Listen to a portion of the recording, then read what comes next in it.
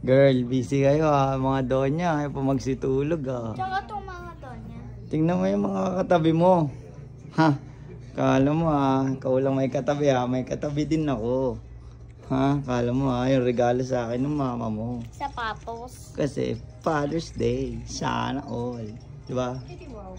Thank you, Madam Ichi. Thank you ko talaga. Thank you talaga kay Doña Ichi. Nabudol ko na naman siya. Oh, di ba? Couple naman kami, girl. Kala mo Couple kami na ito, girl. Dini, sisipagin na yung maglakad. Oh, di ba? Na? Wala. Ano?